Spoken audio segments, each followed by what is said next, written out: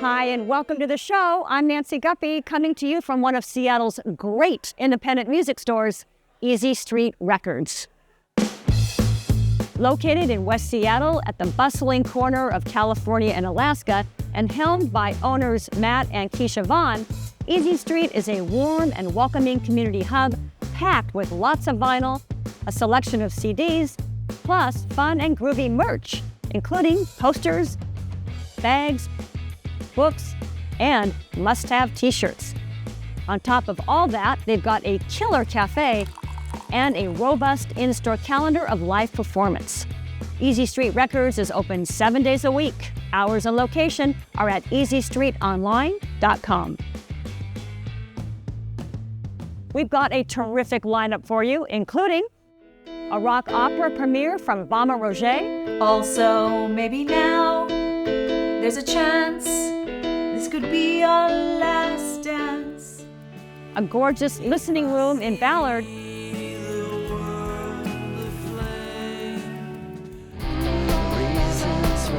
And fresh music from Oliver Elf Army.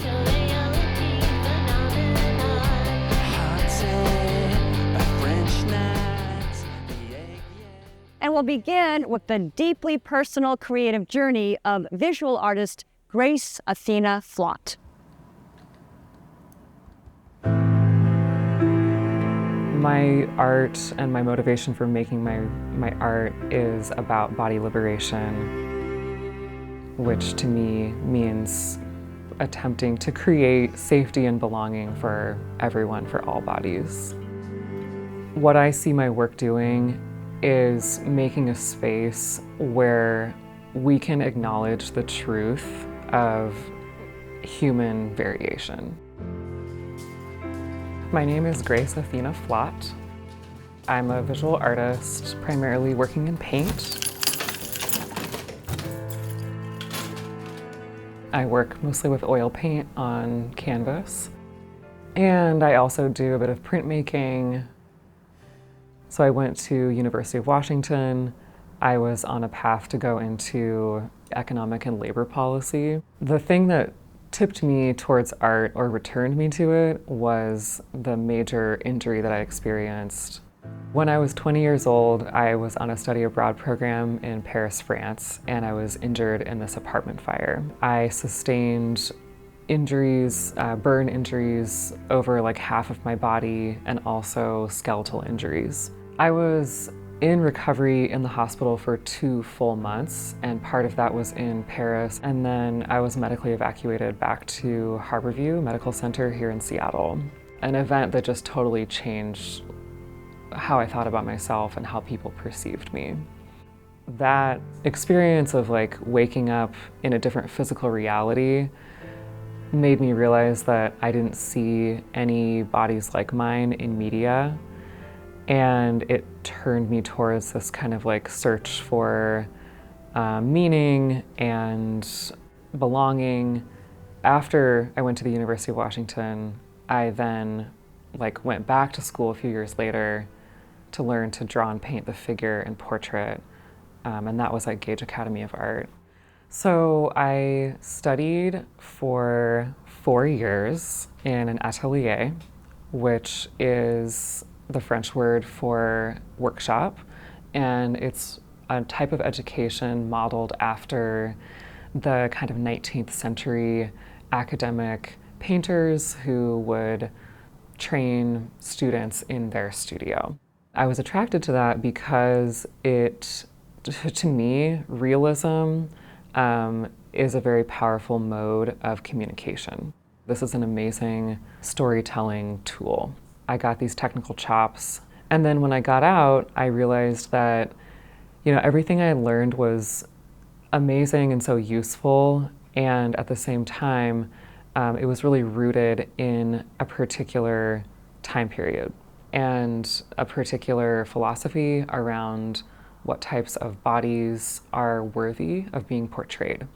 Being me and knowing like my friends and my community of people who might have burn injuries or just really anybody, we don't really fit into like an idealized version. I think about my work as kind of broadening the image of what is normal.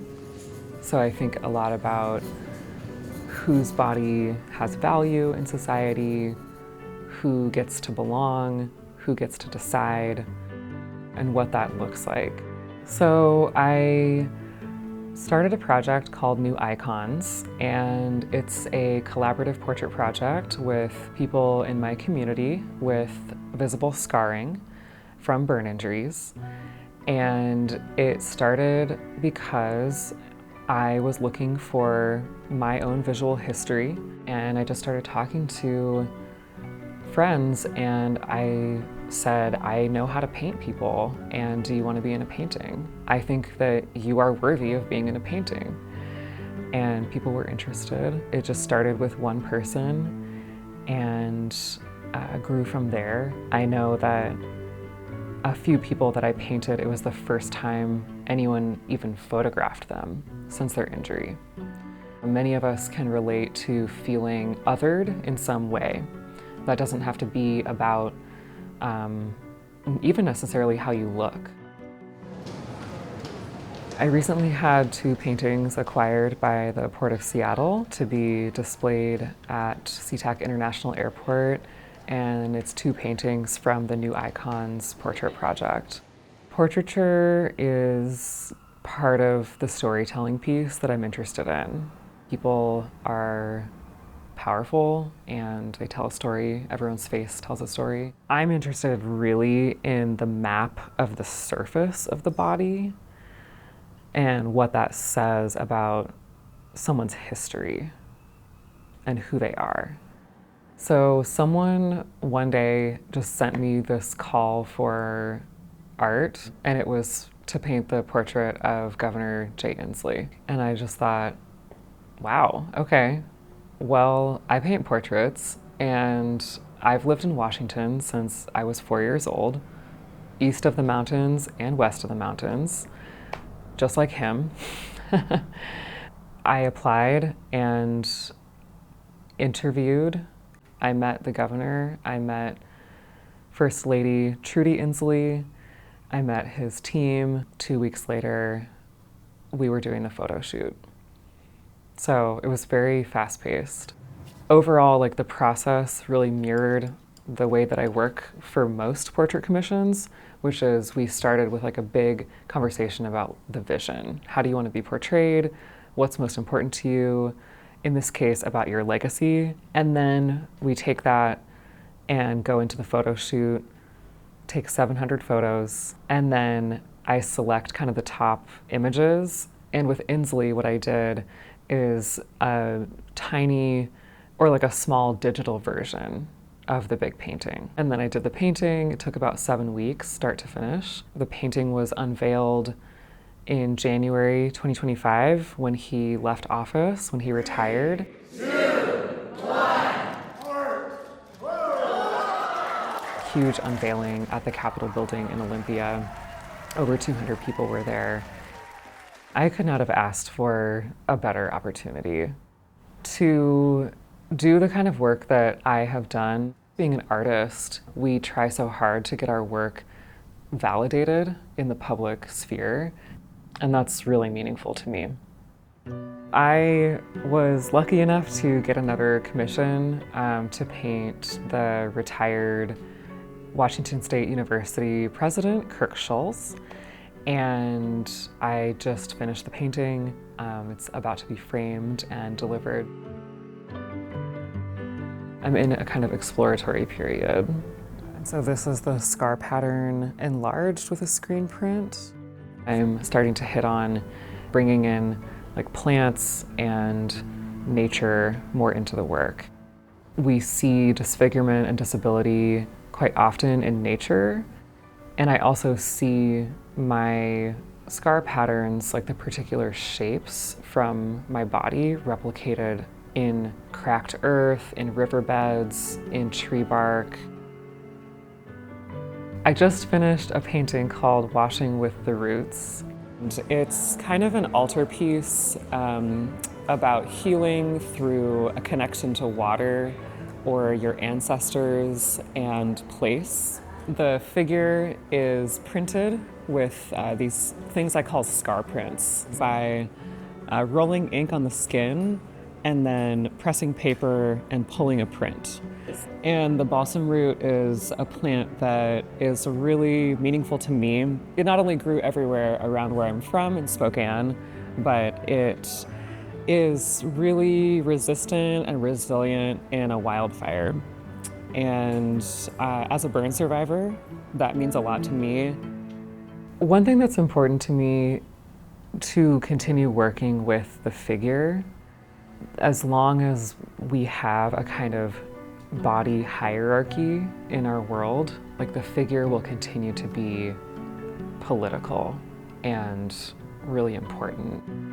I feel like I can speak the loudest about what it means to go through a major change to one's body and not only survive, but turn it into something that is creative and can carry me into the future.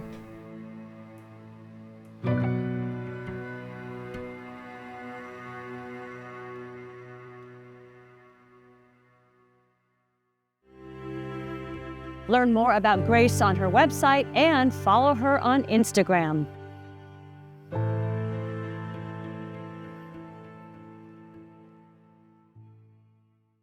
Listening to a record front to back is a satisfying experience, and it turns out that sharing that experience with a roomful of like-minded strangers is surprisingly fun.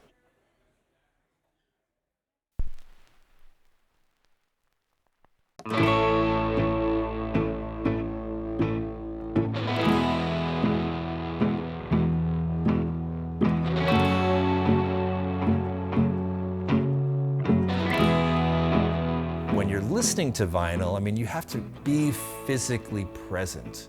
You have to clean the record when it goes onto the turntable. You have to drop the needle. When it's done, you have to get up, move the tone arm over, flip the record, clean the record, and then drop the needle again. And so it requires you to be present in the space in a way that sort of a never-ending playlist doesn't. The youngest of them all. So we are in the Hi-Fi room at Shibuya Hi-Fi. This is a space that is dedicated to listening. So people listen here. We pride ourselves in helping people kind of tune out the noise of the modern world. People come in, they have a cocktail in the lounge out front, and then they come back here, kick off their shoes, so when you come to Shibuya Hi-Fi, make sure you wear nice socks. For 40 minutes, you're really spending time with people you may or may not know, and you're listening to a record that everyone loves together. This is it. Our band is called Clouds of the West. We do about 80 records a month. You can kind of look at our schedule, and it sort of takes you through a tour of recorded music. If there's anything that we love and sounds good, we'll play it. If I see the world aflame, I will do it. We've got one of the most amazing sound systems that you'll find in this town or anywhere. That's a Technics 1300G turntable. The amplifier that we have is a Luxman 505 UXII, hand-assembled in Japan. We've got two sets of speakers in the hi-fi room here. The smaller ones are ATC SCM 50s.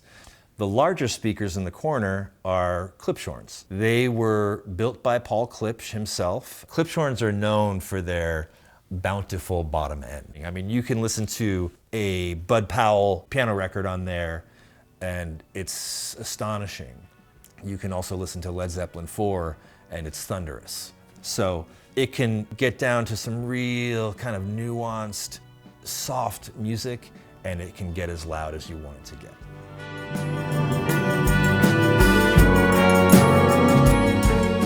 I think of all the artistic forms of expression. I mean, music is the one that we all seem to have in common. You can just feel a beat. The music is what appeals to people, but it's also the act of listening to music that really resonates with people.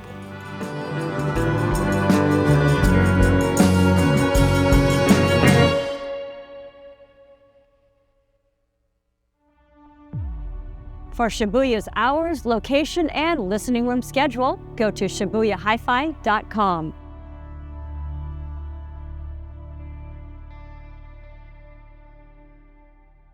Our musical guest this week is the three-piece band Oliver Elf Army.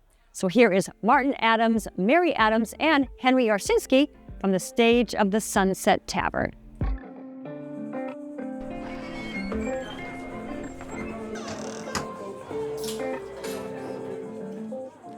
One, two, three, four. Rico A-OK phenomenon. Rico A-OK phenomenon. Rico A-OK phenomenon. Rico A-OK phenomenon. Rico A-OK phenomenon. Rico A-OK phenomenon. Rico A-OK phenomenon. Go A-OK phenomenon. The words is pressing down on me. Can you show me the way to the bathroom, please? We are seconds away from a calamity. Can you show me the way to the bathroom, please? Go A-OK phenomenon. Go A-OK phenomenon. Go A-OK phenomenon. Go A-OK phenomenon. The words is pressing down on me. Can you show me the way to the bathroom, please? We are seconds away from a calamity. Can you show me the way to the bathroom, please? Ah, sweet mother of Christ, here comes that horrible feeling again. Ah, sweet mother of Christ, here comes that terrible feeling. Ah, sweet mother of Christ, here comes that horrible feeling again. Ah, sweet mother of Christ, here comes that terrible feeling.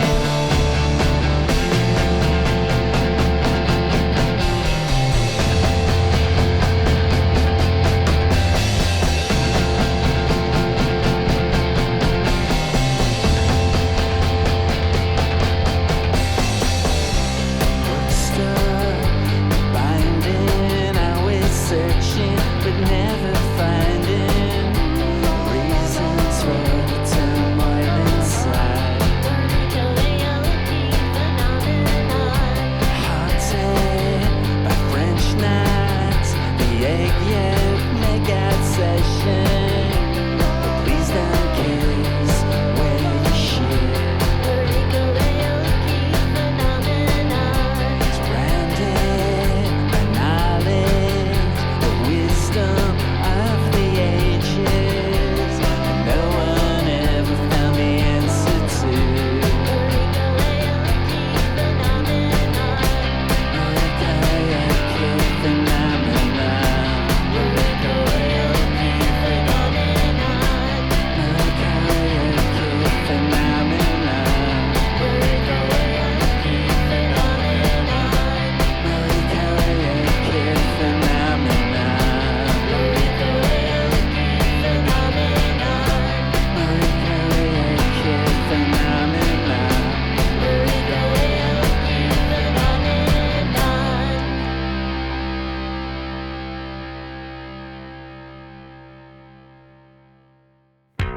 Oliver Elf Army Are Not For Everyone is available online, and catch the band live on Saturday, March 28th at Lucky Dime in Everett, and on Saturday, May 9th at Obeck Brewing in Ballard. Bhama Roget is an accomplished actor, improviser, writer, and singer, and all these skills will come together in the premiere of her epic rock opera, Mother Nature, The Farewell Tour.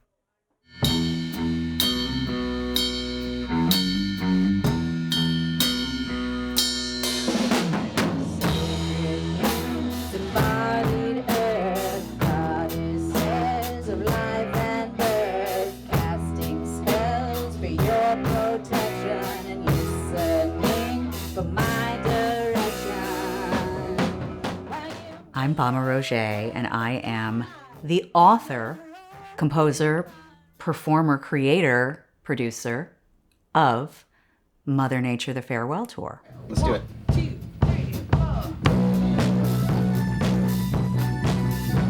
It's a rock opera. It's a ritual. Mother Nature is in drag as a human. You bitches wearing my witches. This project is the thing that I've been trying to write my whole life. I needed a character that was big enough to hold what I was trying to say, and also that could get away with saying all of it. And that's how Mother Nature came to be the storyteller rather than me. And if I'm speaking as Mother Nature, it's that you, humanity, you're looking at everything you've created, all of your systems and your progeny and your technology, and you're trying to tell the difference between your brilliant innovations and your weapons of mass destruction, and you can't. You don't know which is what. You don't know what's going to help you and what's going to eat you. So she feels kind of about us like we might feel about AI. The genesis of this show came during the pandemic. I just felt like everything was on fire on the inside and on the outside. What I did during the pandemic in order to keep sane was I just went in my room and I did yoga with an app on my phone. And then after I would do the yoga, I would just lay there and I would just get this feeling of grief that I didn't really recognize. I just had this overwhelming feeling of contemplation about we're not meant to live like this. All these things we're doing are terrible for us. And they're so far from who we really are. And during the pandemic, I just kind of randomly wrote this song that went, "We're all gonna die. Maybe not now, but eventually. Also, maybe now there's a chance this could be our last dance. Have you heard there's a meteor headed for Earth?" I have an incredible band. We're in Bootstrap Studios in the vault and just kind of putting it all together. On drums, I have Amy Zoe, legend. Sherry Jerome is on lead guitar. Ben Heggie on bass, which I'm very excited about. Also, John Ackerman is gonna be leading the band. And then I have Evan Mosier on audiovisual and various electronica. I mean, I think the two big questions for me are, how did we get here? And is there any way out? But here's the thing, the dinosaurs got lucky because they didn't have to witness their own end by their own hands, by their own teeny tiny hands. When mankind was young, the only gods were the earth and sun. I feel like there's a lot of shame around being a human being right now. And I want the audience to feel the beauty in themselves, to touch that divinity within themselves and in a room together and feel hopeful and feel like we have agency and we have choice about what kind of world we create.